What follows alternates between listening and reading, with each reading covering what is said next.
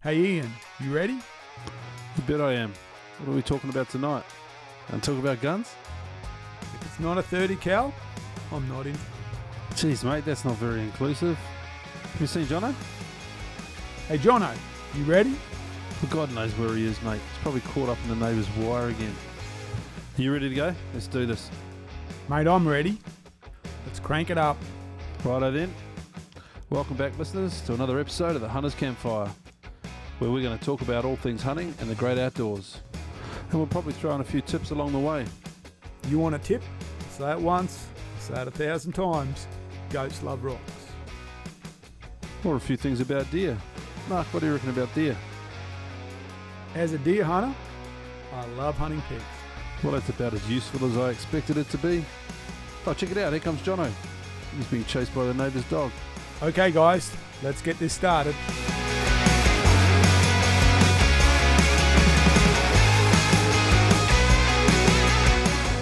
Welcome to the Hunters Campfire. Pull up a chair, get comfortable. It's time for the Hunters Campfire.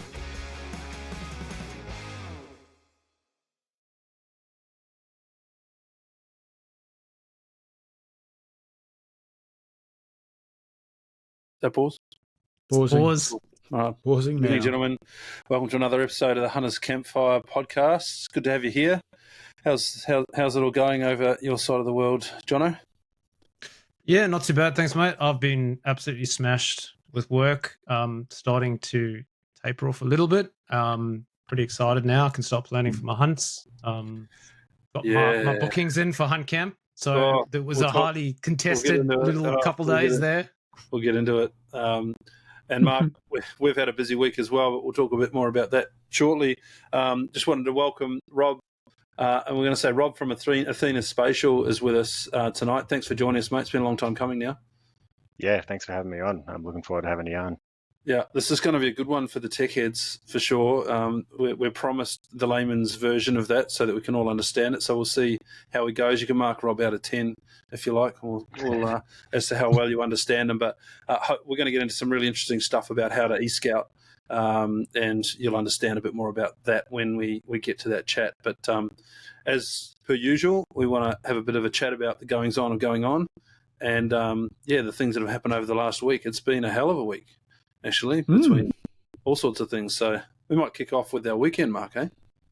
Yes. Oh, look, before we start, you might notice I'm wearing a white Kuyu t-shirt.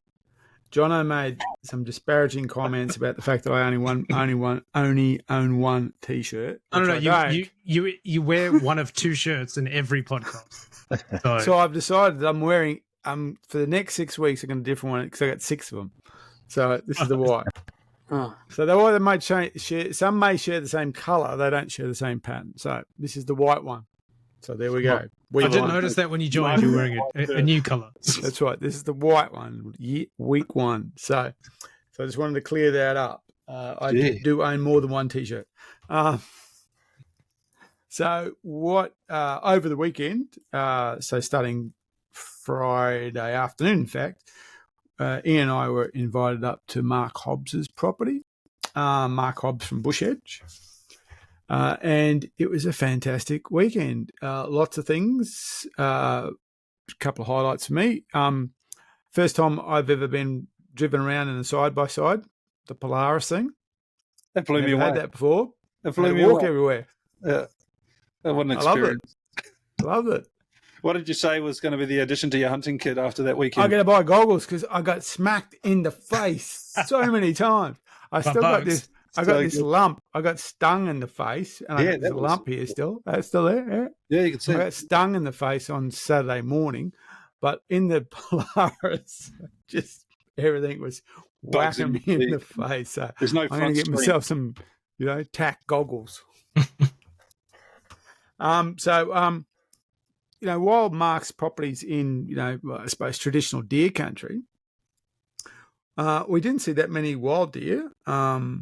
Which we did see some, but the pigs were everywhere. And there was a couple of true monsters we saw. Mark and I saw a true razorback boar, and it was huge. I think I was having a sleep in, wasn't I, that day? Yeah, you were having. That was when you were snoozing.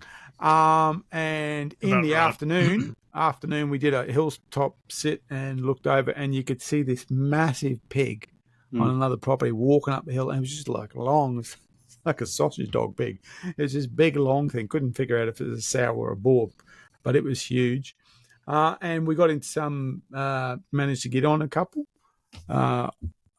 Start the morning, literally first morning before light, we bumped a pig straight away, like within 5 minutes of leaving, and went, oh god, that didn't work out well for us because the wind was in the wrong position.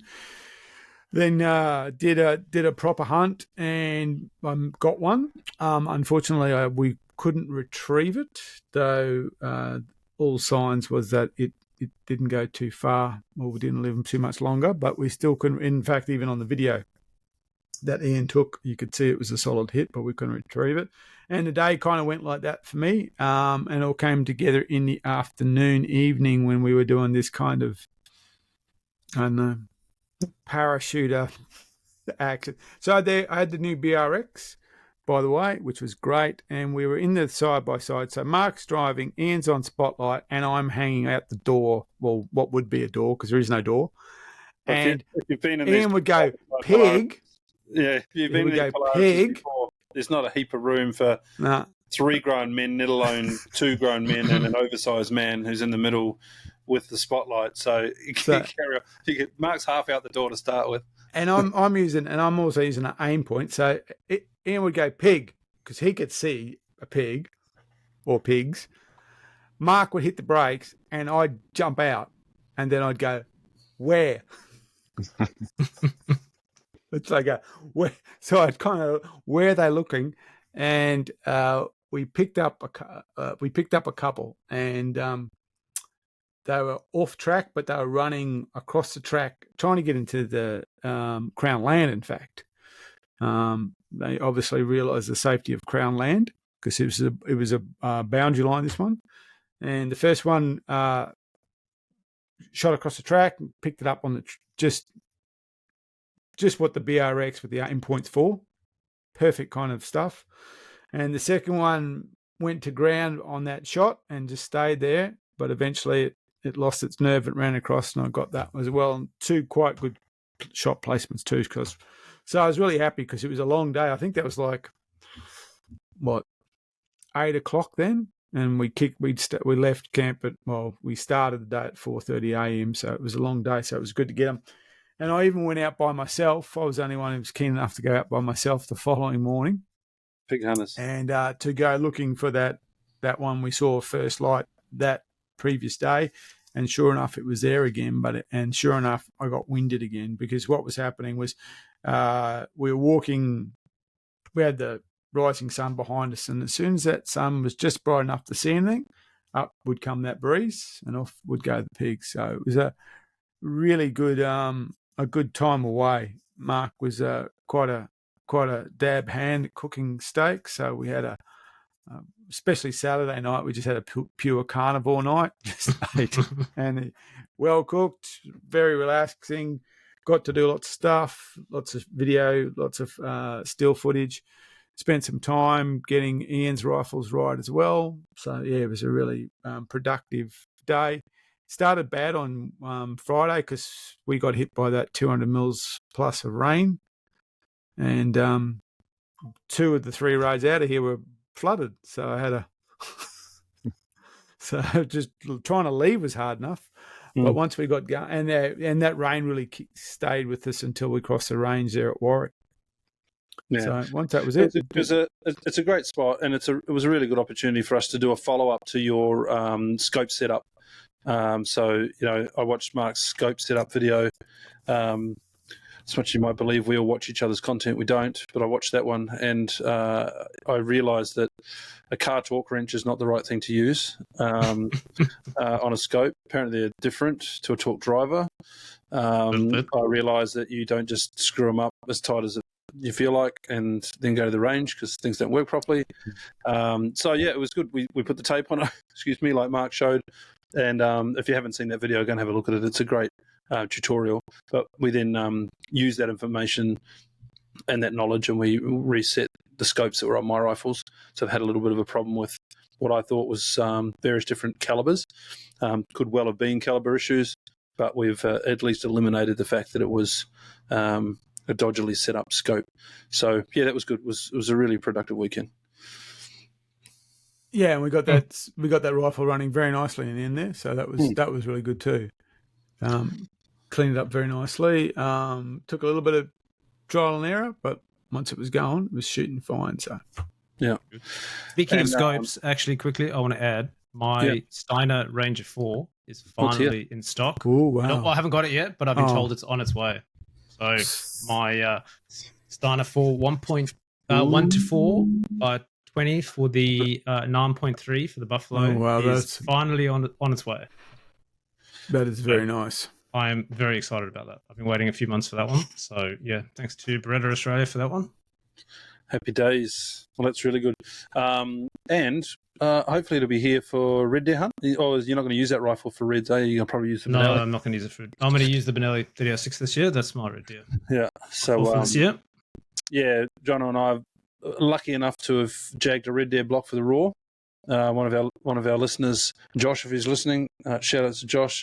Took pity on us for only listening to Mark out there shooting red deer, so he's given us an opportunity to come out with him. So, be the first time in 10 years I think I've hunted the red deer raw. I didn't boycott it, but public land trumped everything for me, just because the whole dealing with landowners became very difficult. Everyone's trying to get access, and it became really hard. So. To have someone make the offer was wonderful, and yeah, really looking forward. John and I will head out. Mark will be on his block at the same time, so just watch the banter fire up over the Zolios. It'll be an interesting week. It's going to be good, and we're not going to be far away from each other either. No, that's a good point. I hadn't thought about that. Mm-hmm. Yeah. So red deer's on. Next gully over, we're going to be in, or next valley. Yeah, but pretty much. Yeah. Yeah. Mm. Yeah. That'd be cool. So yeah, I mean, yeah. You guys, basically, next hill over. Mm-hmm. Too cool. Rob, do you hunt the reds? Not yet. So I'm not far from the Mary Valley, and in the last few years I've been working on getting some access up there. I've got a property which is a little bit further north than Noosa that borders some national park that has a pretty good mix of reds and pigs. That I've been invited to, but haven't been up there yet. Very good. Time kills us all.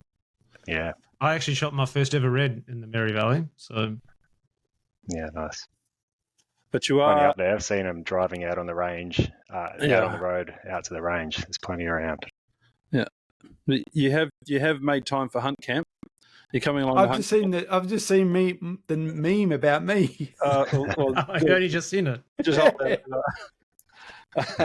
we've had an interesting week with everyone that's was hoping to get to our hunt camp in Nundle in April, logging in and booking their consecutive days for 7 or 8 days in a row. So we've had quite the banter going on in there. So it's been quite fun. But what a year to be trying to book public land. I've never seen anything quite like it. I think we crash the website every day. I'm not sure it was just us, but we participated. It was crazy. Rob, have you hunted much public land? Yeah, that's mostly what I have hunted. I don't really have much private access, so mostly public land. And yeah, it has definitely been harder to get on this year. Even booking some of the closest stuff to Queensland I found quite difficult compared to previous years. For this period, or just in general? Just in general. Yeah, right. Yeah. Well, certainly the stuff close to Brisbane's become quite popular. Not going to say that's our fault, but we contributed again to telling people where to go with their animals. But I just couldn't believe that, we had a good chat group of 20 people that were on trying to book each night, and websites crashing 7 or 8 times before you could get a booking through. And it almost leveled the playing field for those that were trying to get Hanging Rock, because Hanging Rock's always been the one that's been really hard to get onto, because it's literally a 5-click process, and if you haven't figured out how to do that in 5 seconds, you're off. You don't get it. But because the website was crashing, there were people still being able to get it 10 minutes after the bookings open, which is not really heard of either. So I'll be interested to see how many people got consecutive days. because Yeah, Hanging I Rock was got the one day a Hanging Rock. struggle. Yeah, I was trying to get Hanging Rock, and I got 2 days in a row, and that was it. Then I got booted out. Yeah. Under was a Probably struggle. by you, Rob. Yeah. I actually fluked the day in Hanging Rock on my birthday, so hopefully I Did get ya? myself Oh, wow. Which day's your a birthday? buck, and I Put that on my spreadsheet. it's the 18th. And last time I was down in Hanging Rock, I had quite a large buck spook in front of me, and then run into the next valley, and I heard a shot Boom. about 15 minutes later. Was that last year? Hopefully- Yeah, it was. Yeah, Yeah. Maybe you'll get a nice birthday present this year. that's what I'm hoping. Yeah. We had quite a few sightings of the large buck in Hanging Rock last year. Probably that one. Yeah, it's gone. It's gone. Well, it was funny because we saw quite a few animals. Even just over the back of camp last year, there was a reasonable red deer that was roaring up the back in the blackberries, and there were people chasing him every day. But no one got onto him. But we'd see him under lights at night time coming back into camp and things like that. So he was around the whole time. I didn't see anyone post that up as being taken. So hopefully he's still around. But there's so many animals in there. It's going to be a cracking time. Really looking forward to it. Yeah. Well, I went into that day. I did miss the buck. That was in the morning, just after sunrise, and I went back in that afternoon and got a spiker in the same spot, probably 150 meters away. So it's definitely holding, more than just the older bucks or just the young ones. There's a mix in there. Yeah. Well, it's going to be a cracking camp. We've got plenty of people coming. We've got some really good giveaways. I like to talk about it now because everyone's secured their spots. Every time we talked about it leading up to booking, it was just more and more people were adding on to the list that were competing for spots. But yeah, Zolio came to the party and they've given us 2 satellite navigators, the 2 Zolios with subscriptions to give away to someone in the group. There's product coming in from Beretta, which we're just waiting on. We've got all sorts of bits and pieces from the likes of Gundog Gear and Bush Edge and all sorts of people like that are looking after us. So for those that did manage to jag a spot, good on you. Looking forward to catching you in camp, and I look forward to even more sharing with everyone how the camp goes. It's going to be a lot of fun. So look forward to seeing you there, Rob. Can't wait. Ian, did you say Zolio might be making, the guys from Zolio might be there as well? Oh, we tried really hard. It clashes with another event that they've already got pre-booked. Oh, that's a shame. But what they're trying to do is send us up a number of demo devices so that people that don't have them, that'd like to try them, can take a device, have it configured by us in the camp, and then you can take it. Pair it. Yep. Yeah, we can pair it to your mobile phone. We probably won't set up all the SOS features because who knows what's going to happen if you start pushing SOS buttons and it goes off to whoever looked after that Zolio last. I'm not quite sure how we manage that, but we will have Starlink in camp, so we'll have access to the internet while we're there so that we can actually configure them properly.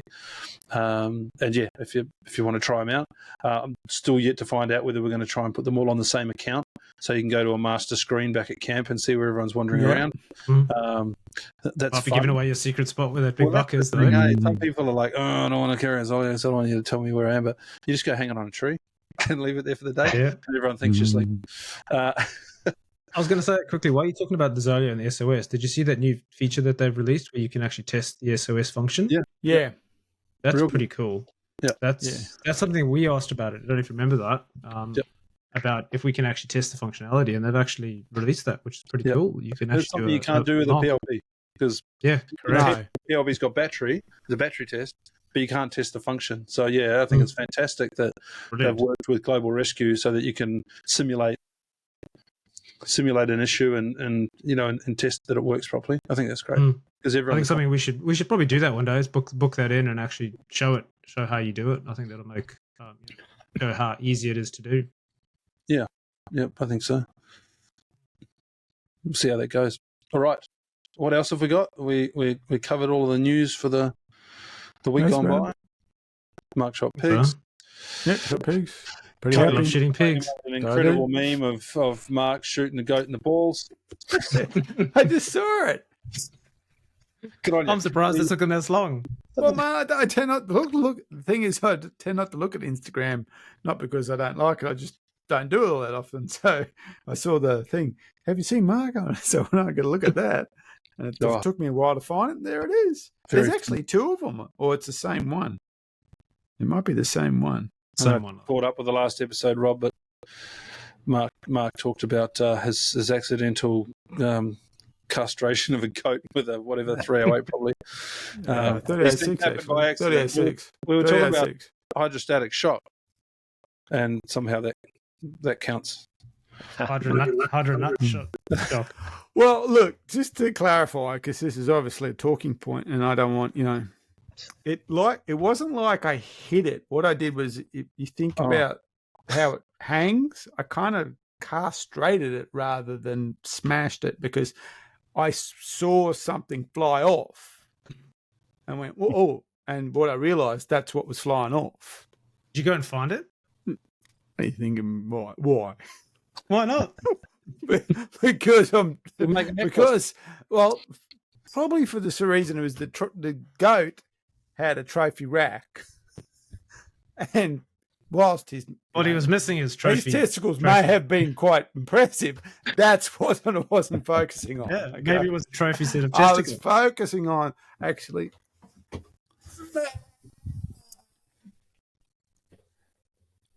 You're gonna go get it, isn't he? No.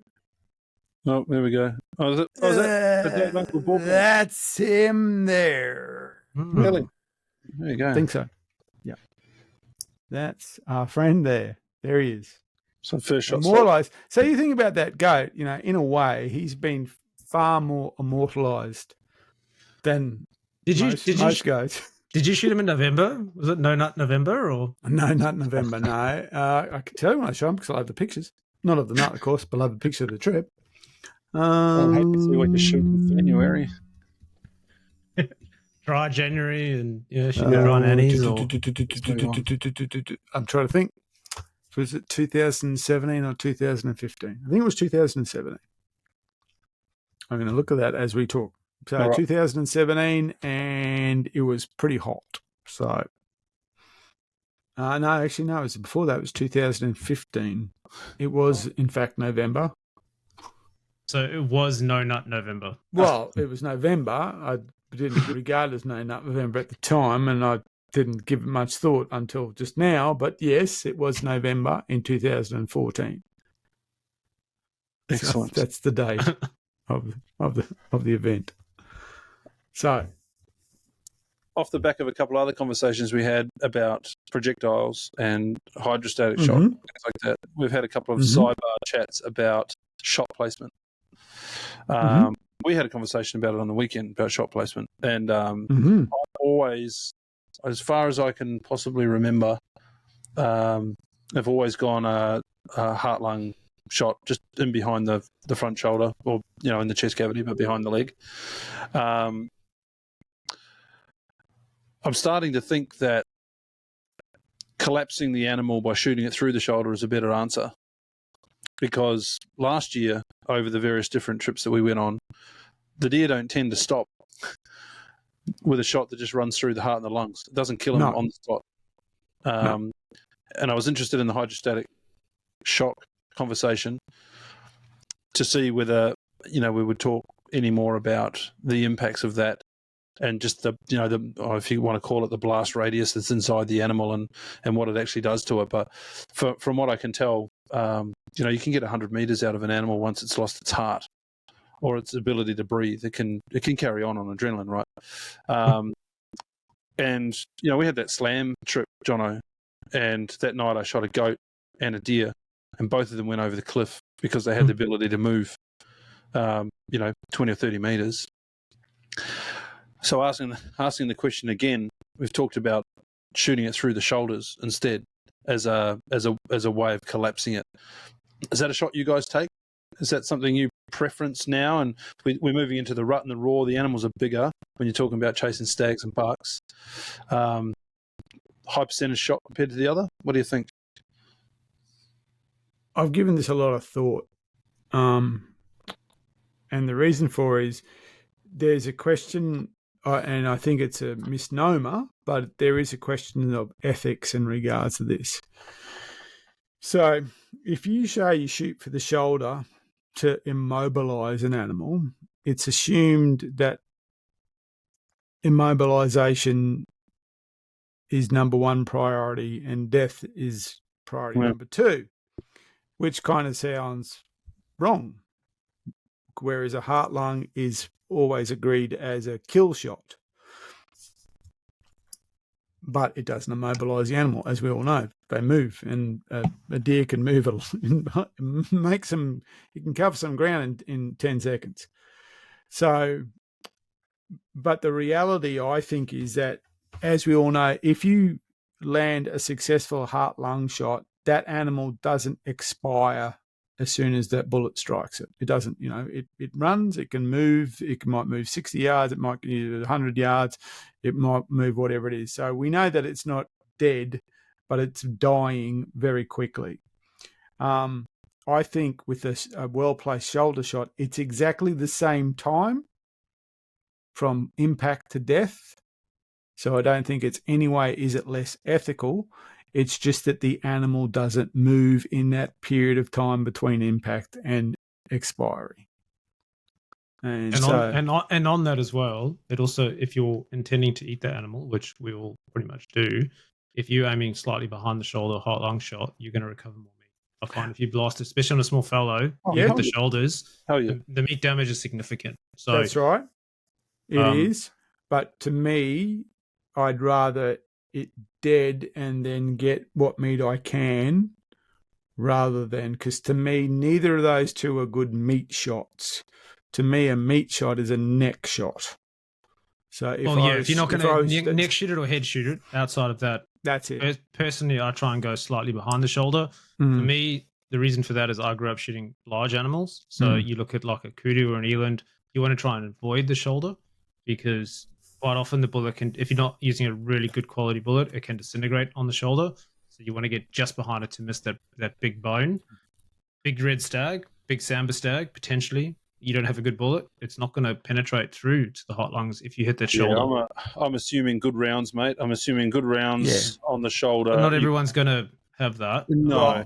But to me, that's also a question of ethics. I don't want to shoot anything that's not. I'd rather flatten it, overkill it, and then lose 20% of meat than undercook it. And so to me, again, that's where this whole question around ethics comes into play. So, for instance, like if I can shoot a buck or a stag in a state forest in the shoulders, I will do. That'll be my primary shot because it won't run, and two, I'll be able to retrieve it and more easily retrieve it. And I'll just go, well, if I lost the meat, I've lost the meat. And good 30 cal shooting, or actually less than a 30 cal, but a 30 cal shooting a reasonable projectile will smash a shoulder on a deer, if not both shoulders. I think. I mean, it's different if you're shooting, Cape buffalo or NT buffalo. And I've even faced that herd bull when it put that big leg in front of where I was aiming for. I went, I don't know if I can break that, or I don't know if I can break it in such a way that we're not chasing this thing for 5Ks across the floodplain. Run from it for 5Ks. Yeah, well, I didn't think we were going to run for it, but I was worried we were going to be following this thing up for a long time in croc country. There was that video that I shared of that Cape buffalo where the bullet actually bounced off the shoulder. Bounced off it. Yeah. So what projectile was it? I'm not sure what it was. I think it was a 375. I don't know the exact make projectile. Big round. You could see the round bounce off the animal. Yeah. Crazy, I've seen a 222 bounce off a pig. I've literally seen it kind of puff up on the pig, and the pig just keep going. If I was hunting a 222, I'd be head shooting or neck shooting. Yeah, I'd be shooting rabbits. If you're a really confident shooter, neck shots, head shots, they're good, right? But you got a lot of people that come on these trips. They might pick up a rifle 2 or 3 times a year. Taking headshots is no good. Too many jaws get blown off animals. Distances are really quite close in state forest. This is one of the things I was going to raise. I want to go back to hydrostatic shot first, though. If you take a shot and you nail it through the shoulders like you're talking about, Mark, are you finding that the inside of the cavity is also gellifying with that hydrostatic shock as well? There's a very good chance that bone fragments will go flying through that animal. Yeah, okay. And that's not a hydrostatic shock. That's simple destruction caused by impact. That's just that bullet driving through. I mean, you will find at least one blade is disintegrated, and it's not uncommon to find bits and pieces and slashes all through it. Yep. Same if you shoot a pig up in the skull, it's not uncommon to find damage beyond that when things let go inside and start flying around inside. So that's also that's also a consideration. I mean, I think the best percentage shot for most hunters is heart lung. Yeah, especially on the animal, on a deer or a goat or a pig's a bit harder because it's in a slightly different position. On a pig, it's lower. But if you think about a deer or a goat, it's a big area. You should be able to confidently hit heart lung. If you don't hit the heart, you will certainly collapse the lungs. If you hit both, you collapse the whole lot. Just be aware that that kill shot might not translate into instant death. It may move. It will probably move. Yeah. So you need to be prepared for that. But that you made a good point where you spoke about people's experience about shooting an animal. Heart lung is a high percentage shot. Shoulders a little bit trickier, but it's not hard. But it's a trick. It takes a bit more practice or a bit more understanding of what you're shooting at. It's a shame to lose an animal because it's dead. You've hit it in the right place and it finds its way 100 meters underneath some bracken fern and you just can't recover it. Yep. It's a real pity on the weekend. Right. And on the weekend, we were following that pig up, and it wasn't like we were just, there was significant damage. We were finding damage. We were finding damage in the scrub, but still kept going. Yeah. Rob, do you have a preference? What's your preference for deer hunting specifically? Yeah, look, I haven't really had any shots at deer over 100 meters, so I have been quite confident to take shoulder shots. But I've also found that hunting in state forests in New South Wales, with the range, I've been lucky enough to get a slightly quartering shot, and have quite often taken the far shoulder. So going through the chest, whether just in front or just behind the front arm, and got the back shoulder, which is obviously fortunate. And that animal would have just basically nosedive. Yeah, on the spot. But yeah. I think if I was taking a longer shot, you consider the terrain when you're talking about before, you've got a cliff near the animal. Maybe you would preference a shoulder. I think at my level and my experience, I'd probably go the heart lung for now. But you take in the information you got, and you make the best decision you can. That's right, because it's a minor adjustment to move from heart lung across to the shoulder. It's not difficult to change that. That aim point. We've got good rounds and good rifles. I don't expect that hitting it in the right place is going to be hard. I just had started to consider changing my preference to collapse the animal on the spot. You can have a quick follow-up shot. That's fine. There's a percentage wastage of meat, Jono, that we've talked about, but you lose a whole lot when you don't get it at all. Oh, but meat recovery is secondary. You've got to get that animal down. That's it. Yeah. I mean, if you don't get the animal down, you're going to lose the whole thing. I'd rather waste a few. That's my. I'd rather have 60% than zero. Yeah, agreed. And then be sitting in camp for the next 2 days going, what went wrong? What went wrong? What went wrong? Yeah, well, that's it. Still going around in my head. That goes to my next question, and if I thought about it, I would have known this anyway. But I had a shot on a deer last year on this hunt camp. So there were two young spikers wandering around together. The dog indicated. I shot one of them. The other one went forward about 10 meters, stopped right in front of me, and I put a headshot on it. And I don't know why. I know I don't do headshots. I never do headshots, but it was right there, and it filled the whole scope. And I was like, oh well, this is going to be great meat recovery, and I missed it. It was right in front of me. And of course, the going through the process with the scopes over the weekend, Mark, you reset the scope, then we put a 25 meter target out, and then 100 meter, or a 50 meter, then 100 meter. The difference between a 0 to 100 and a 25 meter placement is significant. Yeah, you can see why people blow jaws off animals, because the distance, there would have been probably close to 3 inches between the 25 meter target and the 100 meter target and drop. And probably for a year I've thought about that shot and why I even took a headshot, because I should have just gone back and shot it in the like I normally do, but I took the chance and it wandered off, and I had no idea why. It made no sense, but it makes perfect sense when you look at shot placement on paper. If you don't get the opportunity, maybe understand that.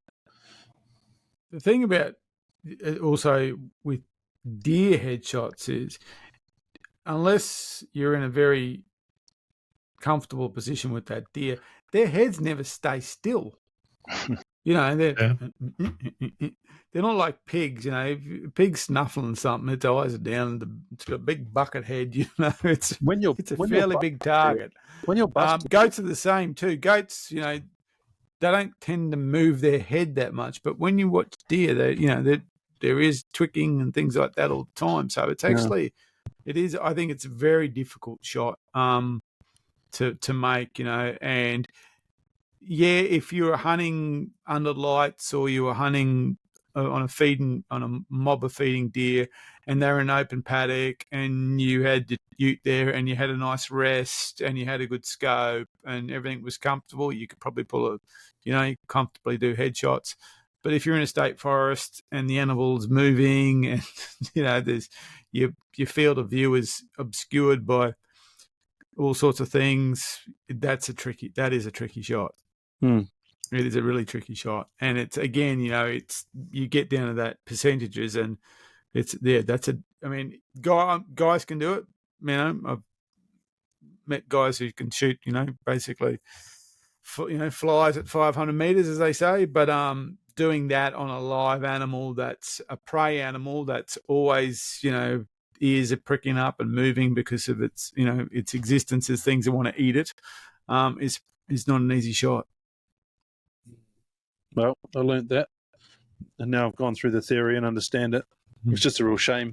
You kick yourself for a period of time when you miss them in state forest. State foresters, they're hard enough to come by. You work pretty hard, and let them go like that was a bit silly, but I'm glad I've sort of understood it for myself. So yeah, anyway, just wanted to cover that. Let's talk about tech stuff, Rob. Yeah, okay. Where do you want to start? I'm ready. It's sitting there quietly. So, Rob, you've been listening to some of the work that we've been putting out on social media, and approached us a little while ago to talk about GIS mapping. I guess you'd call it GIS mapping, and how you can do a whole lot more from home in an e-scouting capacity if you sort of understand a few of the basics and some of the tools that are out there, and what you can do. And you were kind enough to provide us a map overlay for a private block that we were going on. So a lot of us know what a Venza is. When you book a state forest hunt, you can, you have to, you go and download the maps and you put them on a Venza, and it follows you around the park with a blue dot. Uses the magic of GPS in the sky to do that. But there are layers and layers of additional data that you can add to that if you know what you're doing. And it was quite incredible when you started showing us water points and, places you might be able to stand and how many water points you might be able to see. I think we were talking about Northern Territory a little while ago, and you were talking about flood mapping and where the water might recess and leave billabongs and lagoons and things like that. There's so much of that information out there that's available, but you've created a business around compiling that information and making it easy for someone to come and purchase a map set off you. So that's the framing of how we came about to this conversation tonight. But it'd be great if you could share some of your insights and tools and tips and tricks and things that people might be able to do from home, leading into the rut and the raw. So yeah, for sure. There's an opener for you. So what I would say is, first of all, that nothing beats scouting on the ground. Nothing will beat boots and eyes and ears on the ground when it comes to gathering information about an area. But for myself and a lot of people I know, I have limited time to hunt during the year, and living in Queensland, if I was to travel down to Victoria on a samba trip, I don't want to spend 4 days scouting a valley or a system just to find somewhere to glass from, or try and find some likely animal locations. I want to make use of all the information that's out there on the internet and narrow that down as much as possible so I can spend more time hunting in earnest. Luckily, through my previous employment, I've learned some pretty good techniques, and I've gathered some good skills. I spent some time in the army and was working with geospatial analysts for a while and learned some really cool stuff. Obviously, we use some tools that you can buy, some certain software, but there's plenty of open source stuff out there that anyone can use. From the real basic like Google Earth Pro up to the more complicated. There's a software that's called QGIS, which is what I use to make those products for you guys. It's free. Anyone can download it. If you get on YouTube, there is a wealth of knowledge out there, really good tutorials on how to use it if you're willing to put in the time.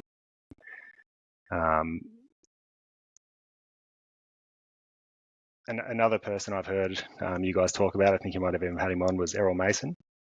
Mm-hmm. His Hunt Smart system, I read that about 12 months ago now, and some of the information in that was just unreal.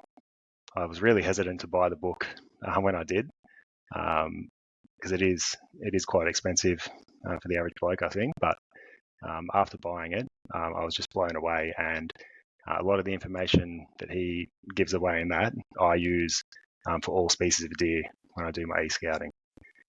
When you start speaking specifics about elevation or vegetation types, all of this information is available for free through government data repositories, and all of us can download it.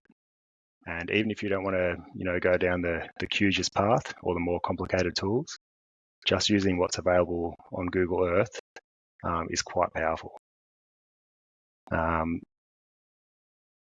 Errol Mason goes into it a bit in his book with Google Earth specifically, but there's a lot more you can do that's not covered in that. Most hunters are quite smart people.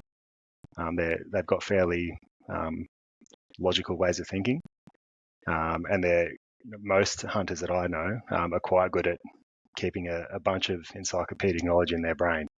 But if you actually put a bit of time into writing that down in a spreadsheet or even just a notebook or a Word document, and then using tools like Google Earth, you can really narrow down or improve your chances of finding animals before you get to a hunting ground.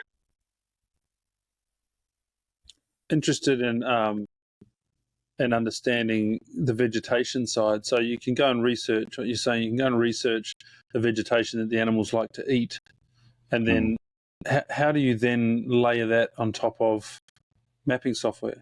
A tree's a tree's a tree when you're looking from the sky. A tree's a tree's a tree when you're looking from the sky. If you this is probably one of the ones where you need to spend a bit more time learning some of the more advanced techniques. But there's a method where you can essentially use the computer and you can train it. So you could say you have a satellite image that covers 10 by 10 kilometers. You could draw little shapes on certain patches of trees that to be a certain type of tree. So let's say you've walked down a valley in Victoria, and you know where the cherry trees are lining the river or sitting at a certain elevation, you could bring up that imagery, draw circles around those cherry trees, and while to us it just looks like another green pixel compared to the green pixel eucalyptus 5 meters away, GIS software can tell the difference, and it will classify it and give it a value, a mathematical value. And if you train it well enough, you can then say, right, now look at this other area and tell me where all the cherry trees are. No, really? You can. And, Chat GPT for trees. Exactly. Yeah. Now, to get to that point, you're going to put in a few hours. You're going to have to learn a few basics about different data types and about the software you're using itself. But it's possible. It's absolutely possible. So we don't want to give away your entire business set of skills here, but I mean, the average Joe's not going to have the time to go and learn this stuff if it's not part of their world. Some will. Do you go and create a database of all of those, different trees or different things that you might want to go and search and layer that across any map? Or is it map specific? You've got to find a cherry tree in that 10 by 10 grid and then let it scan across the rest. Is it the same? Can you put the same, what did you call it, reference number onto a map next year and it will do the same thing? Is the data transferable? If you use the same region, you should be able to just update your imagery and it will work. If you were to, look at it, if you were to look at cherry trees in Victoria and then try find them, somewhere in the Northern Hemisphere, it may not work as well. It's not to say that it won't. But basically, the way I would explain it is if you just have a value from 0 to 100 and every color within that image is given a value, let's say cherry trees are 27, it learns that everything with a value of 27 it thinks is a cherry tree. It's relative to everything else it sees in that image that it's sampled.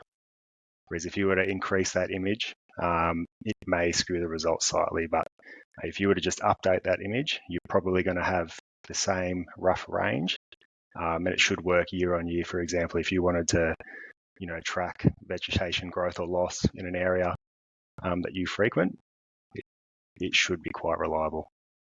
Yeah, but this is advanced stuff. This is, I don't even do this for myself, to be honest, because that type of analysis would be too consuming. Having said that, I'm probably only going to hunt Victoria once in the next 18 months, and I actually might put a bit of effort into it. But probably the most useful thing out there to people that don't want to go into that much detail, Google Earth is just amazing. You can actually gather a lot of information just from looking at a raw image without trying to turn it into any sort of special data type. Just looking at the information you get from a photo itself is really powerful. You guys would know, you can identify choke points, choke points by elevation, choke points by vegetation. You can identify waterways. A really good example of what the average person can do on Google Earth is there's a feature in there, I can't quite remember the name of it, but I think it's called Time Slider or History or something like that. So, you bring up an area that you'd like to hunt, and you click on the little clock icon, and you can slide back through all of the imagery that has been captured in that location for in some instances, decades. Yeah, and that's amazing. Like if you think about, I want to open Google Earth right now. I'm kind of itching towards it as we speak. Google Earth Pro. So yeah, that's what I've got. Google Earth Pro. I'm looking at it right now. A lot of people, use Google Maps in the browser or use Google Earth in the browser. But if you actually download the Google Earth Pro app, which is 100% free, I think it's the best thing for most people. I use it a lot. I use it a lot, but I didn't know that feature existed. That's awesome. Well, yeah, it is. I just clicked on it, and it goes back to 1931. Yeah, there you go. Dolly. So keep talking. And, you think, okay, what can you do with that? All right, there's more trees one year, less trees the next year, stuff like that. Well, you can look at that and go back and look at a bit of historical weather data. And say, for example, you look at 2022's image and 2010's image, and you go, right, I could only see one water source in 2010, but I can see 10 water sources in 2020. Holy smokes. All right, you suddenly, if we come into a drought period again, you're going to narrow down the water source that you walk into in the first instance. Okay, I've just pulled up Tugelo, and it goes back to 1984. Yeah, that's awesome. Where's the clock? If you got Google Earth Pro, up you at just the top, open it up, and it's just up the top. It's a little next to the sun clock face that has an arrow that's going, counterclockwise, going backwards in times. Yeah, I'm looking at Tugelo, and it's I can. Well, yeah, because I opened the Hanging Rock one. It goes back to 1984. It's probably the same image, but it colors changed everything. Yep. Wow. Now, when they take these images, things like the angle of the sun, of course, stuff like that will impact the image. But you compare a few and you figure it out. It's definitely not I didn't know you could do that. That's amazing. I did not know you could do that. Yeah. All right. So, have you guys seen the sunrise sunset feature on Google Earth Pro? No. Okay. Huh? I have. I can see it. Okay. Shadows. Here we come. Shadows. Yeah. This is probably one of the best ones. So, we're all looking for the northwest facing aspect of any bit of terrain. So we can study a map in 2D, look at the contour lines, figure out roughly where northeast and west is, or exactly where northeast and west is on a certain feature, and we can make an assumption about where the sun is going to hit that feature first as it rises or sets. If you go into Google Earth Pro, you can use the sun slider, and it adjusts for the specific date of year that you're looking for. It knows the angle that the sun is going to be on. It knows the angle the sun is going to set on. And as you drag the slider up and down throughout the time of that day, it will show you where the sun is going to hit the earth first and where it's going to be at the end of the day as it drops down. So if you are trying to find a spot, say you're looking at the northeast tip of a finger of terrain, and you're looking at 300 meters of elevation, you can narrow down to probably within 50 meters of elevation where the sun is going to hit first. So I've got the latest I can do is the first of the first 2024 on Tugelo. Okay. Yep. And I'm just sliding through the day, and you can just see, not a great change from 1 p.m. to 3 p.m., but as you get to around 4 p.m., all of a sudden this shadow effect starts laying over the ground, and then into night, and then the next morning where is going to be in sunlight and what's going to be in shadow as the sun rises. Oh, there you go. It's a good one. Amazing. It's a good one. And I actually, when I use this one, I take a few screenshots.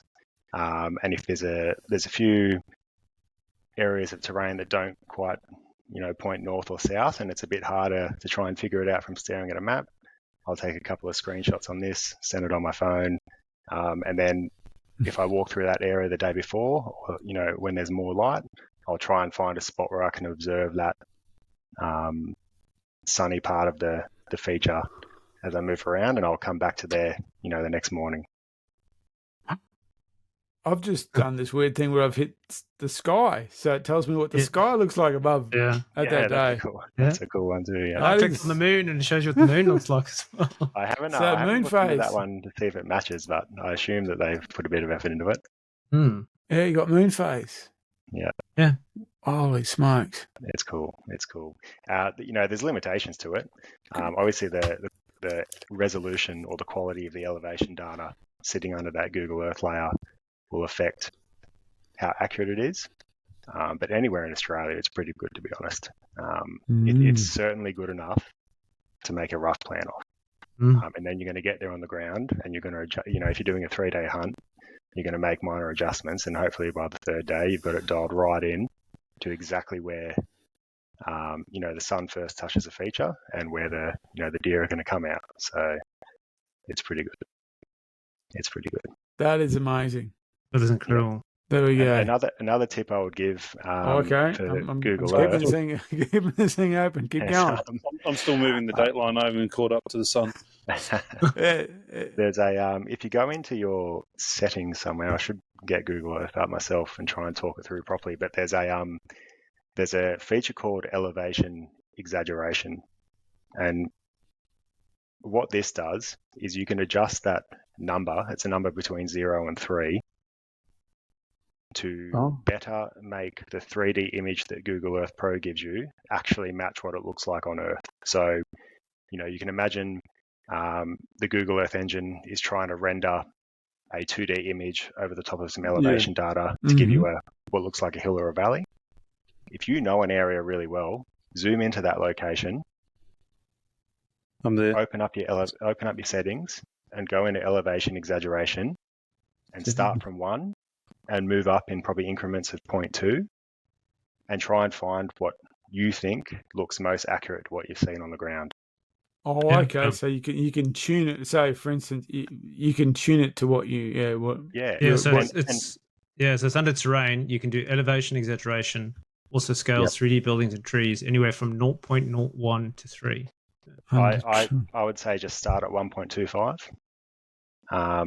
If you look at other YouTube videos about e-scouting that the Americans do, they're pretty good at it as well. A lot of them will tell you start at 1.25 and then adjust from there. But I found that to be pretty good. For me, I really know what the terrain brother. Jono? Yeah, it's in options somewhere, John. Options. Yeah, so if you click on tools and then options. Yeah. And then about halfway down the page, it says terrain, use elevation exaggeration. Yeah. Amazing. Yeah, it's cool. It's cool. I use that just to try and get a good feel for, how hard a walk in or out of an area will be. Because I have found in the past, I look at it and it'll be set to 1. I think it's set to 1 by default. And then you get there. Yep. That is so good. It's way steeper. It's way steeper. Yeah, for sure. And like this place that I've been looking at and have been to a couple of times now, I go back into Google Earth and it looks flat. And I know it's not flat. But, you just deal with it because and I've just changed it from 1 to 1.5 and it's now, holy dooly. That's that actually shows Nundle for what it is. Yeah. Yep. That's good. Because Nundle's not flat. It's not flat. I just found that not far from where I was is a massive canyon drop-off. Anyway, there's another feature. There's another feature which is really powerful if you use it the correct way. It's called the view shed tool. So what you need to do on Google Earth Pro is you actually need to drop a pin, and then once you've got a pin on the map, you can right-click on that pin and go down to Show View Shed. So what that will do then, Google Earth Pro engine it looks at the elevation of where that pin is on Earth, and it will measure all the surrounding elevation, and anywhere that you can see from that point, it will turn it into a green color. So anything that's not green, in theory, you can't see from that location. Now, this does have limitations. So this goes off the quality of the elevation data, like I mentioned before, but it, by default, usually uses an observer height of 0, which is basically ground level. Now, we are usually sitting at least a metre above the ground if you're taking a knee, and if you're tall, you can probably put that at 1.75 metres. And I think you can adjust those values in Google Earth Pro. You certainly can in more advanced software. But you can get a really good idea, a general idea of the observation from a given location. observation doesn't necessarily equate to to being able to shoot, because you've got things like vegetation that will limit that. Yeah. But it gives you a good idea in terms of the height of the terrain about what your options are.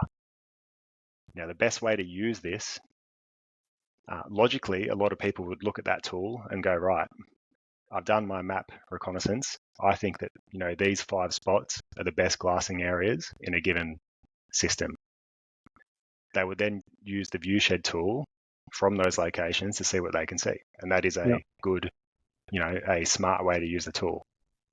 The way I use the tool, I use it last. So once I've done all of my other analysis and I try and narrow down where I think the animals are going to bed, where I think they're going to feed, and where I think they're going to transit from one spot to the other, and where the choke points on those transit lines are, I then do the viewshed analysis from those locations, from the animal's point of view.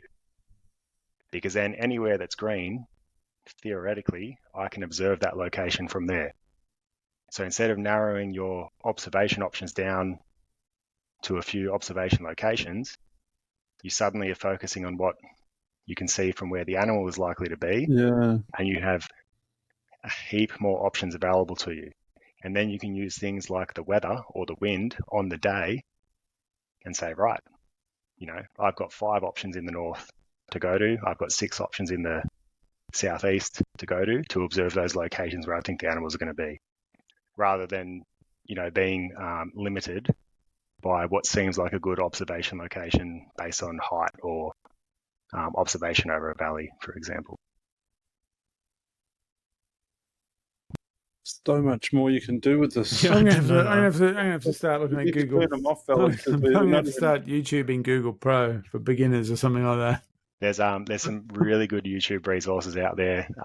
There's heaps of good American stuff. Commercial vendors giving good free information, as well as just punters like us. I would certainly say, don't spend money getting someone else to do this for you. Don't buy fancy apps that can do it for you. You guys can do this yourself on Google Earth Pro.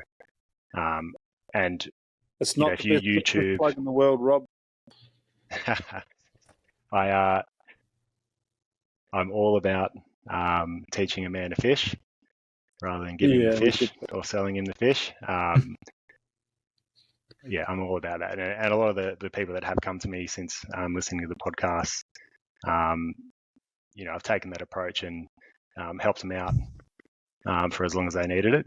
But I certainly try and give people the power to do it themselves. That's amazing. And some of them are quite grateful. A few of the contract shooters that have approached me, and other types of land managers. Yeah. But yeah. One thing I'll quickly add, what if you're talking about YouTube, trying to learn yourself, is, you can use searches like, e-scouting, Google Earth for hunting, things like that.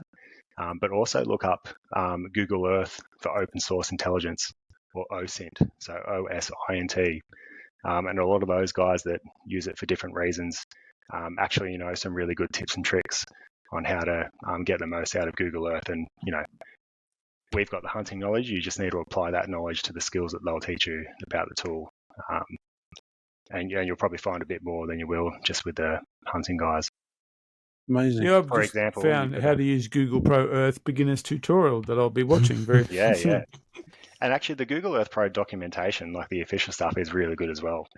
Once you know what tools you want to use, for example, I've mentioned the viewshed tool to people before, and they were pulling their hair out for an hour before they rang me, and I'm like, mate, you've got to drop the pin first. It doesn't come up.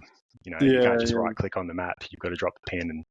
And but the official documentation is pretty good in that regard.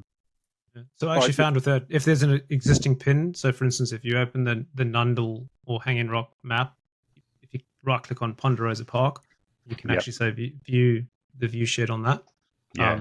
So if there's existing pins that have been dropped for you, you can actually use those. Super handy, yeah. Are you in the Hanging Rock Nundle map, Jono? Yes.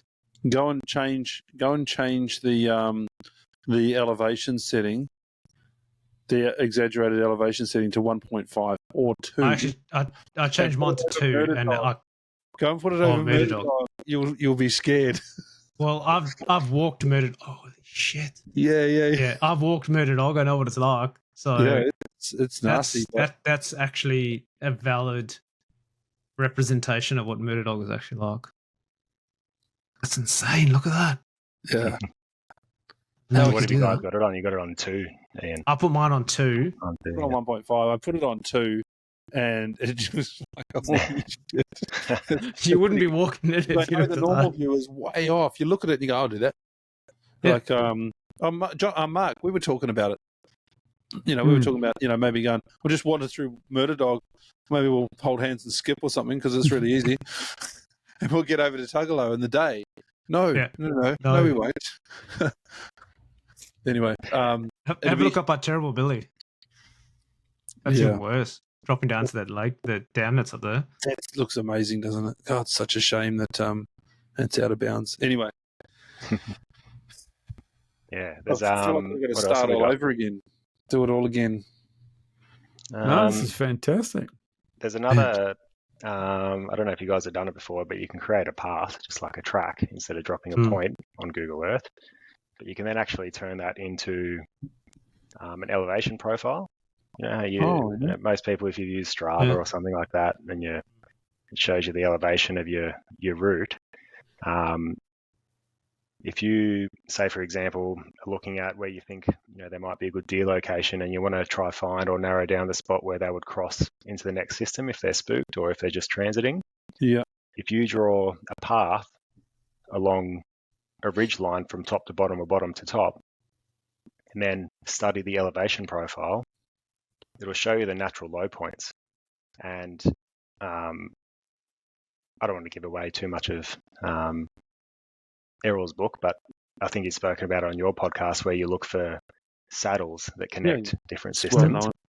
So the drawing a line along a ridge line and then looking at the elevation profile is a super easy way to identify the saddles because it shows you where the dips are, and that is what a saddle is. It's a dip in elevation as it goes along.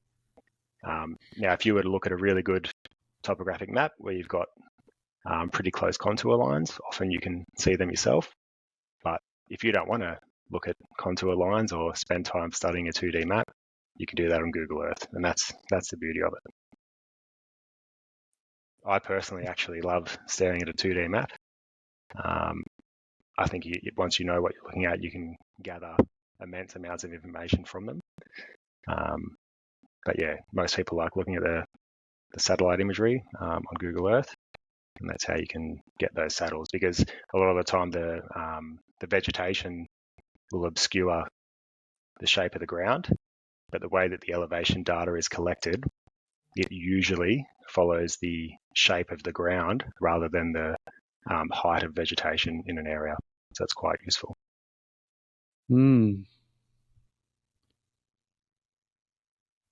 Lots of clicking going on. Yeah. Kind of stop, trying to half keep up at the same time. But yeah, there's a whole world of this stuff that I didn't know existed. Looking at the shadows is still amazing. Yeah, it's super powerful. One of the things I've been trying to work on, you guys, for that Buffalo trip is it's called a topographic wetness index. It's using the best elevation data you can get in terms of resolution, and you can use it for a variety of outputs. But the output I've been looking at for you guys is obviously through that region, there's a heap of rivers, creek lines, whatever you want to call them. The Roper, Yep, and that information is extremely evident on a 2D map. But the way elevation data is collected and analysed, if you imagine a 2D image full of pixels, and if you're looking at a photo, the value of each pixel is just a shade of a colour. With elevation data, each of those pixels is a height in meters or feet, whatever the case may be. So if you load up raw elevation data in a system, it looks, it's grayscale from white to black. But if the resolution of the data is good, what it means is the distance between each pixel is small. So the higher the resolution, the more pixels you have in a given area of Earth.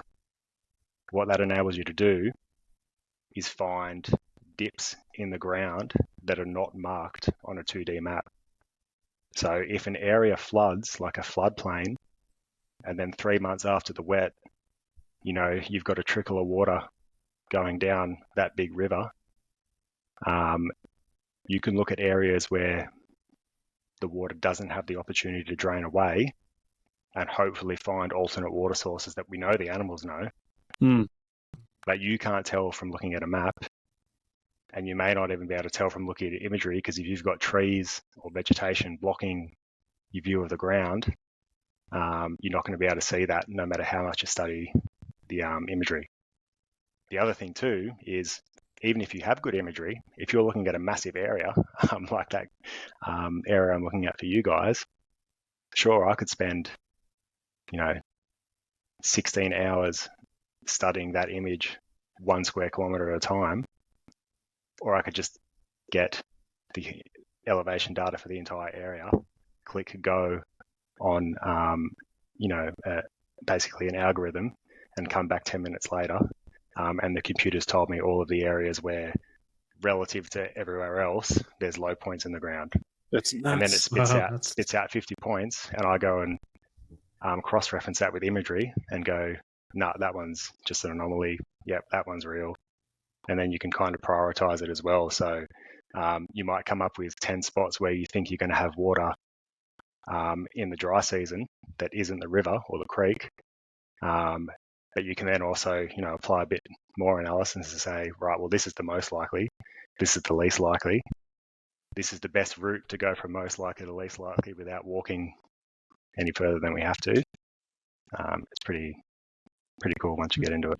Create a path to go from Billabong to Billabong. I mean, we spent the majority of our trip looking for water. Like just trying to figure out where the water was, and we had some tricks on the ground. The white gums were certainly a giveaway where you could see them in the distance. And when you're talking distance, you're looking right across a floodplain, and there's a shimmer. You talk about seeing mirages, right?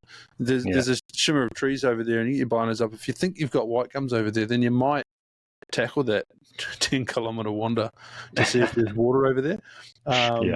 But I guess what you're saying is, because this is a big floodplain, and what we saw when we were there, where the floods got up, 2 meters in the air, even more, we were seeing all of the debris in the trees above. So that's remember when we found that barramundi? Yeah. In a tree? No, it was just on the ground. On the ground, and it was like a reasonable. It was a pretty impressive fish. Decent fish. Yeah. How did this get where it is? Yeah, but we if this was flooding 2 to 2.5 meters, we were looking at all the debris piles in the trees. Consistent that's how much water came through the area. If that all subsides, and you're talking about low points that you can find in the ground, if you find a low point that you've color coded as medium likely, so you got least likely, medium, and highly likely. If that one point has got water, are you going to find that everything else in the medium category is still likely to have water as well? So you can now say these are a lot more likely than we thought. Or if the low likely ones, you find a low likely one that's easy to get to, and it does have water, just the way the I guess that evaporation, all that sort of stuff's got to come into it as well. But if one's holding water, you'd think that everything at that elevation is probably holding water if it's puddled like that. You'd certainly hope so. I think one of the factors from a geology point of view that would impact that is how close the water table is to the surface in a given location. So obviously, over 10 Ks from one point to another, the how close the water table is to surface level can change quite dramatically. Sure. In that over that distance, and you might find that one that's you think is least likely to have water has heaps, and then you go to one you think's most likely to have water doesn't, because it's drained away quicker for whatever reason. But these are the things you learn, and the more data you have on a certain piece of area, in theory, the more you can narrow that down. But yeah, you just got to take it as a start point and then adjust it on the ground. And this probably comes into another point that I was going to make tonight is you always want to be building your own little database, So say you go to these 20 points in NT that we come up with, and 5 of the least likely have some, and none of the most likely have some. Well, you got to say, well, why? What do I know about that terrain when I'm on the ground? What can I tell about it? Do the areas that we thought were most likely have more dormant vegetation, and it sucks it up quicker? There might be little hints that you can pick up when you're there, and you note all that down, and you keep that in your back pocket. And then next time you're running the analysis, there are mathematical ways to incorporate that stuff. Or, you just apply your intuition, and probably find a lot of the time that's just as good as getting the computer to do it for you. Yeah, I think sometimes it's difficult to know what to note. Now you're talking about dormant trees; they're thirstier. The average bear is not even going to look at that, I don't think. Yeah, so knowing some of the things to look for and putting that into practice, and maybe your local forest, and learning about how to do that locally before you jump on a plane or drive 3 days non-stop to try and get to somewhere, and hopefully the theory works. Are you guys driving up this year? Yeah. Yep. Yeah. Last year was it was awesome, but it was hard to manage the ice, which meant we had limited options for meat collection, which meant we had limited options for beer storage, and all of those good things. But we basically ultralighted it. Everyone had a backpack and a rifle, and everything that was in your backpack. That was pretty much it. Had to hire a car out of Darwin to get to where we wanted to go, and then you've got crazy insurance on hire cars, and even crazier when it's hire cars in the NT. We puck it every time a truck went past and flicked rocks at us because it was a $6,000 windscreen. So, you do that with your own car. You don't have to worry about that. Yes, it's a drive. It's part of the adventure, though. Like we'll learn more things about each other on a non-stop 3-day drive, won't we? Well, it's probably a day, 2 days by the time we won't stop. But then we'll have a camper. Awesome. We'll have a base camp. We'll have gas cooking. We'll have hot shower. We'll have water storage. We'll have fridges. Yeah, multiple fridges. Multiple fridges on solar. Like all of that stuff it'll just make everything much easier. And, the first trip we were there, a lot of it was scouting and relying on people that were taking us to show us points on the property that, they've been successful on. Now we've not to say that we know the block. It's so big. We know the spots we went to, and we know that we could go back to spots we went to. But trying to get some of this analysis would be super helpful, because rather than wandering around aimlessly looking for water sources, we can have some pretty educated guesses now about where to start. And you know what? Let's add some more to it. Send the drone up. If you think there's one, if you think there's water based on the data that you've got in certain areas, then you can send the drone over and have a look and see. You can validate it from the air. I'll tell you what, so you talk about the resolution of free data available for Northern Territory. It's basically, imagine you put a post in the ground, and then 30 meters away you put another post in the ground and took a measurement there. That's the accuracy of the data you can get for NT for free. Wow. If you were to fly a drone in an area, theoretically you could get, a toothpick every centimeter. It would break a computer, but you could. But even if you go from 30 meter resolution to 5 meter resolution, you are getting a massive increase in accuracy or reliability with your results. So even just to say you narrowed down to, all right, we're going to look at this square kilometer here, we're going to look at that square kilometer there, and you guys send the drone up in those locations and just capture data in those spots. You bring it back, and even if you fly it somewhere that you can't be bothered walking to, and then next year, we crunch the numbers and come up with another plan. So you're saying that you can take video imagery or still photos, because drones have got excellent cameras on them these days, and you can incorporate that into the data. Yep, for sure. For sure. You just overlay that on the existing info, or? Yep. So I've done a few jobs for small scale miners up in the gem fields, and basically what I did was survey their diggings underground. They use that information to come up with safety plans and make sure they're digging within their claim. But then a lot of them were like, well, I want to put it on Google Maps or Google Earth. I'm like, yeah, we can do that. But you look at the imagery up there and it's crap. So take a drone up, take a few snaps of their little claim from the top, and then you just bang it straight on top of Google Earth. No. So it just you've got to georeference it, but when you take imagery with a drone, whether it's video or photo, it's usually georeferenced very accurately already, especially with the if you're paying more than $500 for your drone, you're probably getting pretty accurate stuff out of it. And then I whip it up in the software, fine tune it a bit, drag this point here, drag that point there. It might have been half a meter off, fix it up, and then you've got a really high detailed imagery layer to put your underground diggings on top of, so you can picture exactly where your tunnel is in relation to the surface. And you can obviously apply that to anything. If you were to go and get imagery, so let's say we were going to go and play this game and send the drone up over an area that you were hunting in state forest, is it best that someone goes up to maximum legal height and takes stills, or fly over it and then you figure it out from there? I'm assuming stills is the easy answer. You say it's directly above me here, or because it's geo-referenced, like you say, you know exactly where to put the center of the picture. Is that what you're looking for? You're just looking for a high-res still? Yeah, so what you need is you need to take a heap of images, and they need to overlap. Yep. So, I'd have to look into it. Video's say no roughly good. You're looking at video's fine. The video's fine. It's just more resource intensive in computing power to do it with video than imagery. And I would assume that the video would need to be pointing directly down. It couldn't be forward facing, because the drone normally is looking forwards, not.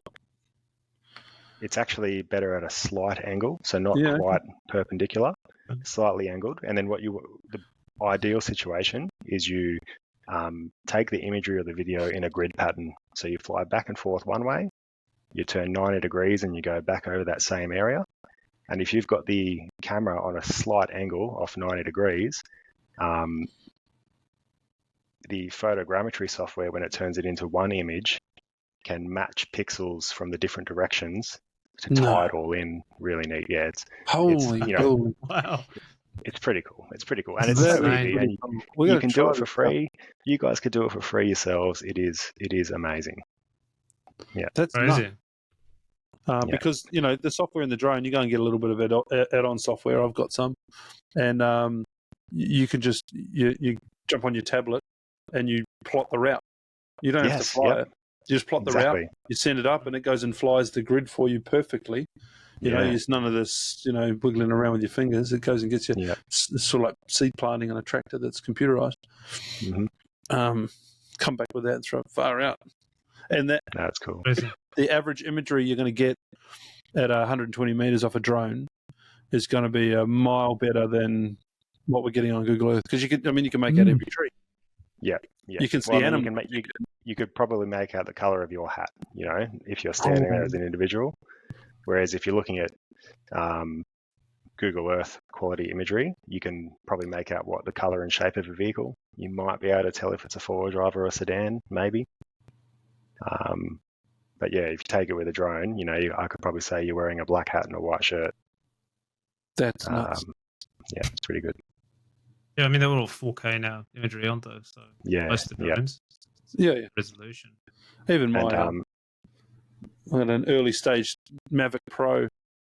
I don't think it's 4K, but the imagery that comes off it's still awesome. Like, to create videos and stuff out of it's amazing. And here I am looking down at forestry at Nundle.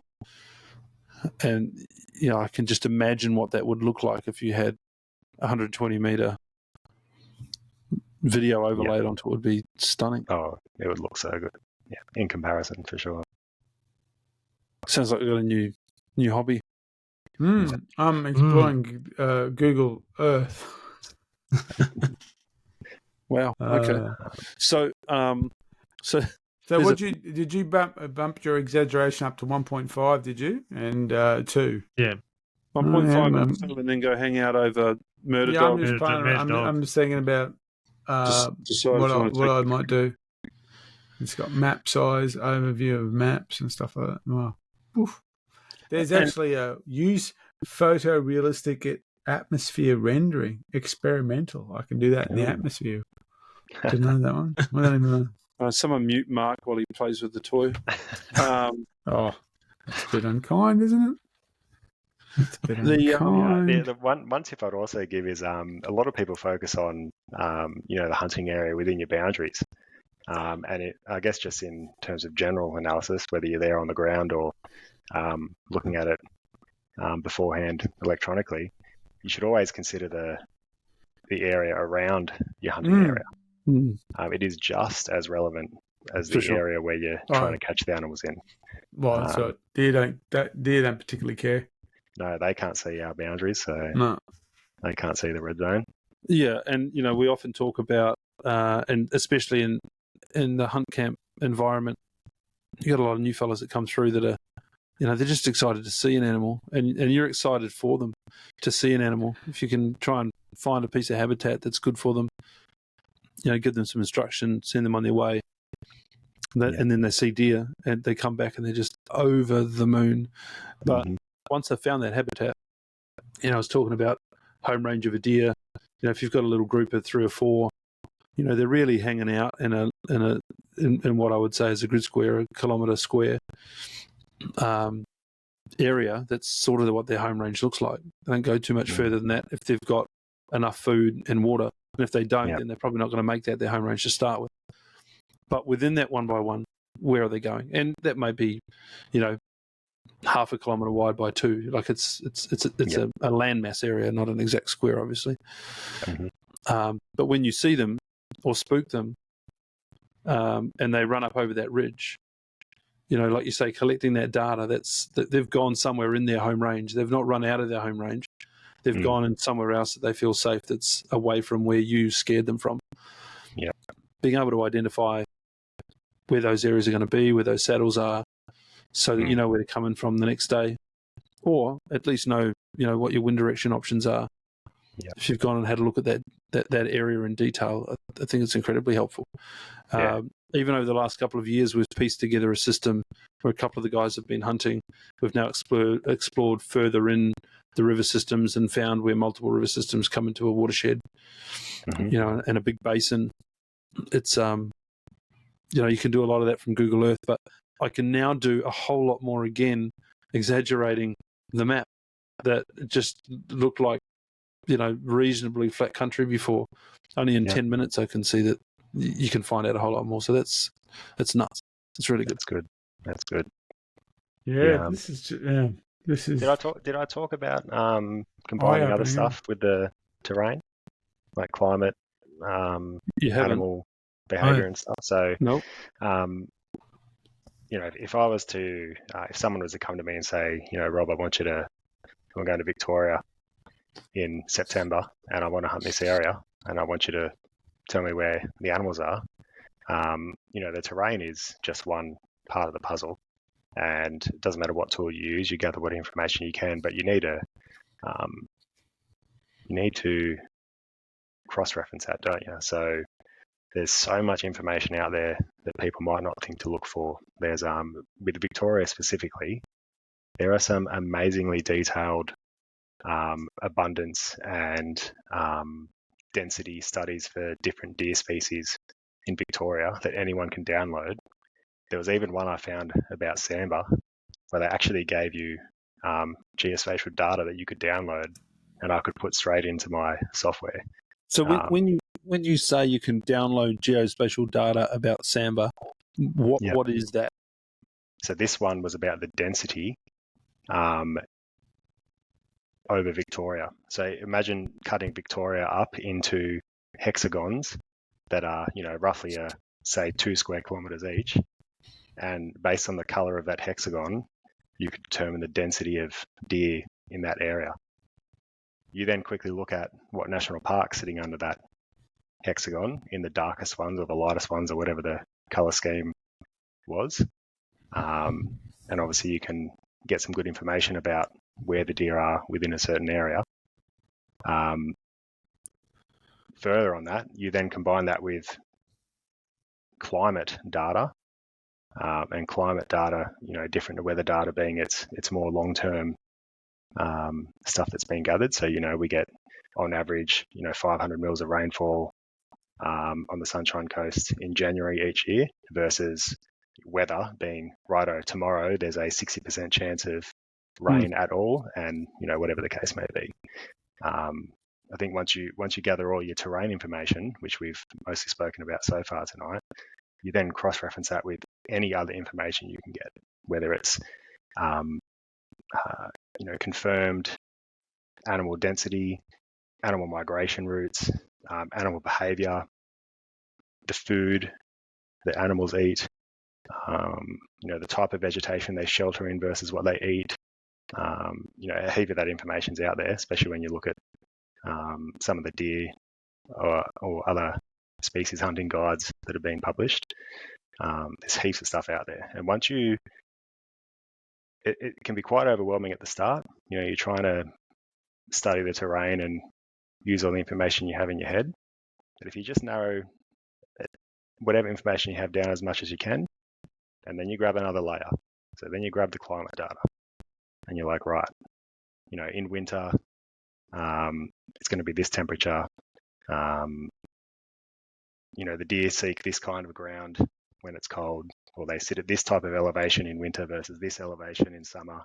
You can then narrow those areas that you have down for different types of year, or whatever the case may be. So you just need to keep adding on top of your terrain analysis, one layer at a time, with any information you can get. And that information that you get, so let's just go back to the example of density.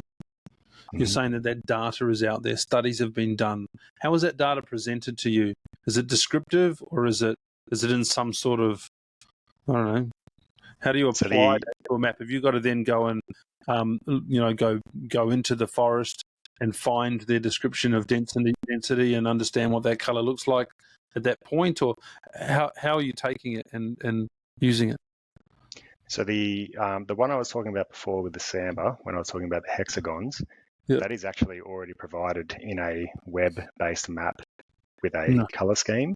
You can also download that data and symbolize it however you like yourself. But when in that same study, they actually give it's not to the same resolution or breaking it down to the hexagons, but you can look at by name of national park or state forest in Victoria, what the density per square kilometre is for each deer species in Victoria, which is just amazing information. And it's in a spreadsheet, right? Most of us can use Excel to a basic level. You can just add a filter and say, right, I want to know where the highest density of fallow deer is in Victoria, or hog deer, or Samba deer, or whatever they've got down there. And you just filter it yourself in a spreadsheet, and then you just go, right, I'm going to pick the top 5. And then you might look at those top 5 and go, right, well, that park is only, 10 square kilometres in size, and it's right near a highway, so it probably gets shot up every day. So you might go to the next one down and say, oh, look at that. That one is at least a 2-day backpack walk-in. And when the seasonal road closures are on from June to October, it's a 15K walk-in. So that's the one I'm going to go for, because there'll be less hunting pressure there, maybe. That's how I start to put all that information together. Mind blowing, isn't it? It is, yeah. And things like that, I probably should have mentioned that before too. The seasonal road closures in Victoria, I think, are a pretty good tool. So you can just go on the Victorian government's web mapping service. They'll show you, in a color-coded system, when the roads are open and closed at different times of year. If you look for where the roads are closed, and then just do basic things, like you would with a compass when you're a kid in mathematics, and you go, right, I'm going to pick something that's at least 5Ks away from a closed gate, that's pretty good information. A lot of people probably aren't doing that. But straight away, you're already narrowing down areas that theoretically have less hunting pressure. And it's all out there for free. Nothing I've said tonight costs you money. You just got to know how to use it, which is What about that's probably the biggest thing? What about burn data? So fire data. It exists, and it's really good. It is really good information. So there is a lot of if you go onto most state government websites in Australia, there's a data repository. You can download the best available satellite imagery for that state. Anytime there's some sort of natural disaster, probably in the last decade, some sort of emergency service or third-party contractor has probably taken imagery above that location, whether it's a flood or a fire, to do damage assessments and direct resources, stuff like that. Mm-hmm. Almost all of that information is made publicly available. If you think you have a good idea on how bushfire affects deer in a system, you can get that imagery and load it up and make your own assumptions, make your own plans. It's really good. I personally don't know how fire affects deer that well. I do remember reading a chapter on it in the Hunt Smart book. I'd have to refresh myself, but it's definitely out there. And then if you combine that with what I was talking about before with the buffalo stuff, so when we're looking at where we're going to find low-lying water, if you look at an area that's been damaged by fires, and then you do that, that quick look about where the water sources are going to last the longest, you're probably going to find the area where the vegetation comes back.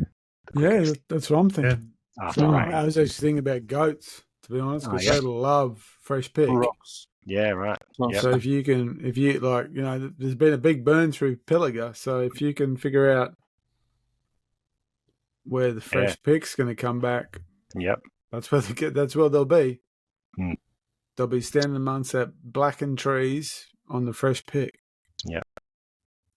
And the more you talk about this stuff with your mates, the more little tips you get like that to add into your own knowledge, and then you share it together. And I share with my mates what my plans are, and they give me tips. I've got a few mates that live down in New South Wales, and they let me know what they think, and just build it up until I get down there. We could make you a rock profile for Pilliga. Yes. Jono? There you go, mate. Goats like rocks. We spend a week just going from rock to rock to rock. So how I spoke about how you can detect different types of vegetation? Yeah. It's obviously far easier to tell a rock from any type of vegetation. Yeah. That is certainly something you can do with if you get the right type of imagery data, you can figure that out real easy. Yeah, well, I guess with the Pilliga, we know where those rocks are. You can then capture. Well, we know where those rocks are. Yeah, and you can circle what they look like, and then use that to then seek out other areas. Because I'm sure there's other rocky ridges out there that we don't know about. 100%. But even the information you guys have from years of hunting these areas, right? I don't know if you keep hunting diaries. I know that some people do. I try to, but don't do it that well. I do it with photography. That's how I so I know, because I take a lot of photos and I keep the files. I can look through and I can tell you, the photos are time stamped, and there'll be wildflowers, or there'll be, this time around the goats were in the shade on the sand. This time they're on the rocks. This time they're Yep, and that's awesome. I've got the data. I just have it in. Have it as a photograph. Yep, and the other another really powerful piece of information is timelines. Yeah. So any information you've got, if you can timestamp it to whatever level, whether it be the month or the hour of the day. Oh, that's the thing. Granted, with photos, it tells me it was. Give you the minute, probably, does it? Well, I do. I got the minute, but at least tells me what day it is. When before we were asking about the November, I could say it's November 2014. Yeah. Well, with with your phones, there's so much metadata that's captured with those images now. It tells you Exactly. the aperture and all that sort of thing, and Yeah. GPS location. Mm-hmm. And then you can just and that data is so easy to rip into tabulated format, like an Excel spreadsheet or CSV, and then you just filter it. You go, right, I've shot 100 goats in 3 years or 10 years or whatever the case may be. And I've got all these different options. I can look at what month it was shot in. I can look at what time of day it was shot in. I can look at whether it was on the north or east of a hill, all these things. And if you have that information and can be bothered to put it into a format where you can manipulate it, you can analyze it. And then you can put it on a map. And then you take that map with you and off you go. Yep, there it is. I was actually wrong. I did the story in November. I shot that goat on the 9th of September, and I've got a photo of it. I've got a photo with that goat, so I can tell you, 5 minutes beforehand when I shot it, type thing. So I can give you that kind of detail. Yeah. So when you're looking at Nundle for didn't really give it that much consideration. How much? I've always kept it as a diary, but I've never thought, I can get down to the minute here. And I mean, if you've got time to just go out and hunt every week, you're not going to spend 6 hours on your weekend doing this, are you? You're just going to get out and have a crack. But if you're only going to go, a couple of times a year, or you live in the middle of Sydney, or you've got to drive down from Townsville, you're going to spend more time on it, aren't you? I think people would like to be more informed when they go in. It's easy to go into some of these state forest parks knowing that there are animals coming out of it, because you see it on social media, you hear people talk about it. We know there are good volumes of animals in Nundle and surrounding parks. What are you doing specifically pre that trip? What do I do? Yeah, what are you specifically thinking about trying to pull together? I know you're going to organise some maps for us to work with, just so that we can keep track of people while we're there, better quality maps. But you're not going to share all your tricks. I'm curious as to what you plan for now. Like how many times have you been to Nundle? I've only been to Nundle once. Been to Hanging Rock twice. So you've been 3 times now. You've been to the area a few times. Yeah. What are you gathering now from public sources to overlay on these maps to help you this year? What's your process? So the elevation data, like I mentioned a few times, is probably the most useful. You can really identify choke points, transit routes with that information. Do you want to describe the other thing? Choke points to the listener? Yeah, sure. So there's different ways that animals or humans themselves will get funneled by the terrain. So one of those ways is the steepness of the terrain.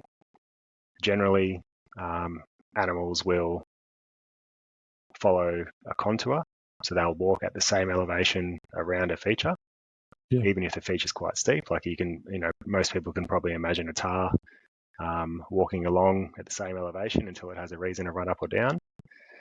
So elevation is one way that animals are funneled. Another one is the vegetation.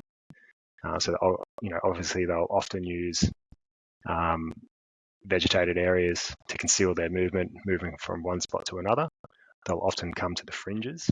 So often the fringes of vegetation are really good areas to pay more attention to. Things like fence lines. If you are, most state forests I've been to, the boundary is somewhat fenced.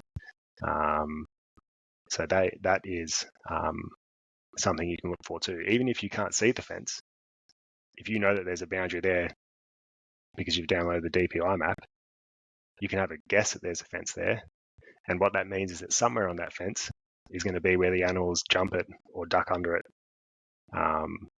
more often than anywhere else. So that's a little channel you can look for. And the other major feature that funnels animals is waterways, creek lines, rivers, even just little re-entrants that might not have water in them at all or all throughout the year. They're the kind of areas I focus on. I think the most useful one is to look for the crossing points from one valley to another, especially for people like bow hunters, where they spend more time ambush hunting than stalking, and where they're looking for a close engagement rather than shooting from one hill to another. They're the type of things I look for in terms of terrain. The thing I'll probably pay the most attention to be honest, coming into the hunt camp will be the weather conditions. So looking at the wind forecasts, the windy weather app is really good. You can zoom in and it will give you little arrows of where the wind's going to go. Obviously, if you zoom too far in, those arrows can become irrelevant, but you can get a really good sense of prevailing winds. And if you don't have a super erratic piece of terrain where the valley changes direction every 100 meters, you're going to get a decent idea of what a prevailing wind is going to do to that system. Like I think I've got it pretty dialed in with Hanging Rock, where I'm going to go, or what approach I'm going to take for any wind condition down there now, because I've been down there a few times, and luckily the few times I've been there, the wind's been really different. But I could gather that information before I get there about a new place. I don't need to be there on the ground to experience that. I can look at Nundle, even though I've only spent a day walking through there. I can look at it on a map and make a pretty good estimate about prevailing wind conditions and what it means for different areas that I think look good. So that's definitely something I'll be focusing on coming into hunt camp.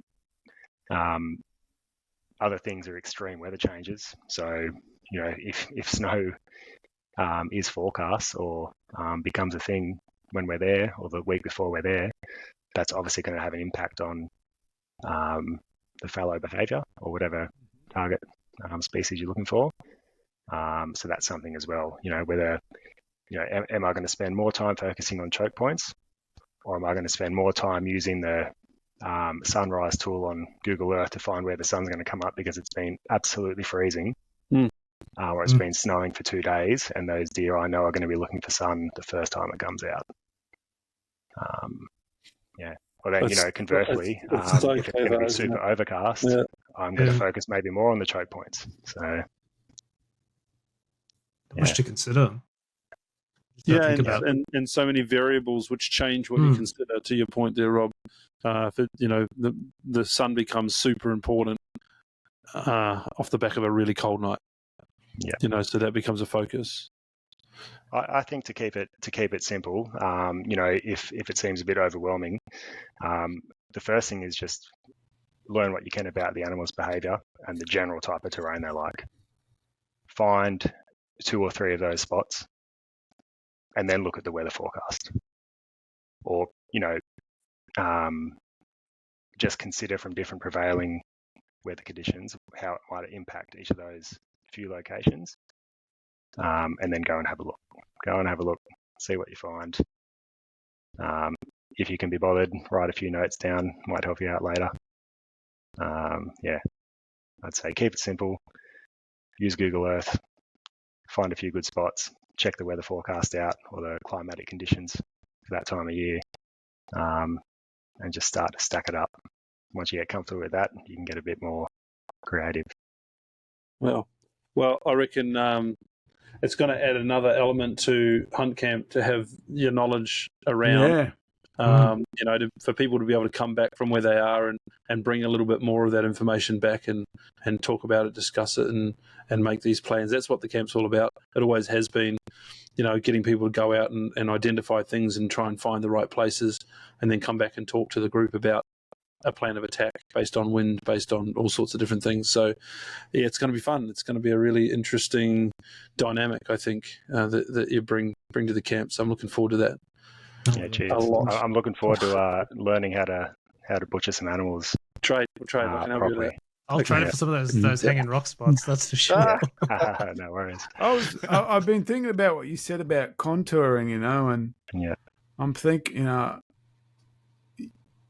about how many animals I've shot. Often when I'm above them, shooting down, because that's what I like to do. I don't. Yeah, never give away elevation to an animal. That's right. One thing I've learned the hard way. What I've realised is that, in a way, I wasn't giving away elevation. It wasn't north south. It was east west. Yep. So it's not like, oh, they'll go past me. Mm-hmm. It's that, no, this is, I can my view will allow me to intersect the elevation in which they're contouring on. Yep, definitely. So you kind of think about elevation as, well, you think about elevation from your human point of view is, I have to get elevation or I bleed elevation. Yeah. But for the animal, it's not. They're traveling that way.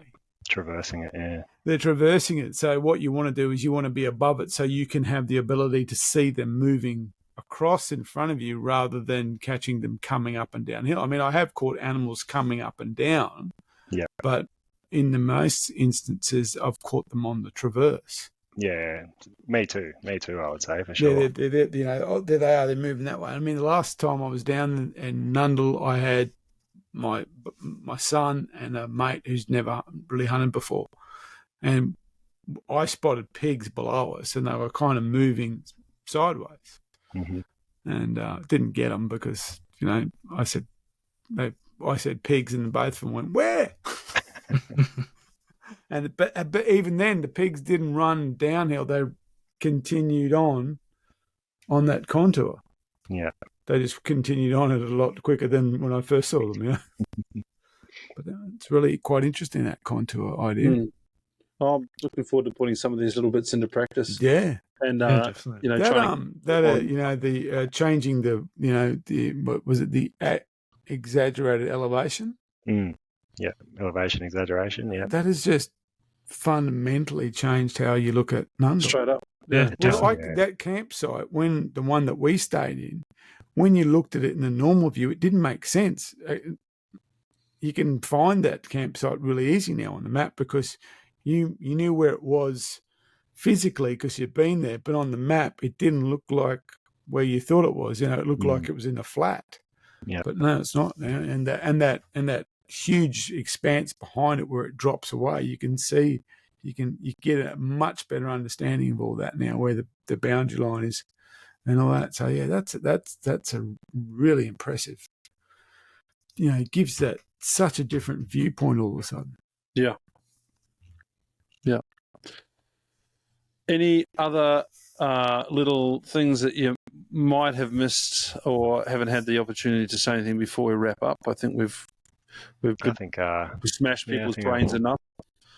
That'll do. If I think of anything else, I'll bring it to Hunt Camp. Yeah, do that, and hopefully we can get the opportunity to just do a quick video tutorial that shows, click by click, I guess, where to go in Google Earth. There's plenty of people that have never used it before, so this could be a bit challenging, but geez, what you've shown us in an hour is pretty mind-blowing. Yeah, it is. Well, I hope it helps someone.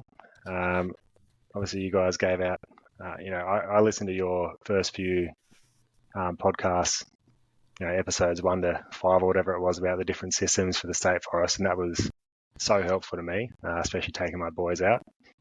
So glad to pay it back a bit. That's awesome. Hopefully someone else out there gets some use out of it. Yeah, good stuff. All right, we'll wrap it up there. Thanks, mate. It's been awesome again, and look forward to catching you at camp. Jono's probably going to be there. Mark might show up, cameo appearance, see how things go. But it's going to be a busy. It's going to be a busy few months ahead. So good luck with the hunts. If you get onto Reds, good luck with them, and otherwise we'll see you shortly. Awesome. Yeah, we'll see you in camp, mate. Thank you very much. Cheers. Thanks for your time, Rob. I really appreciate it, mate. Thank you.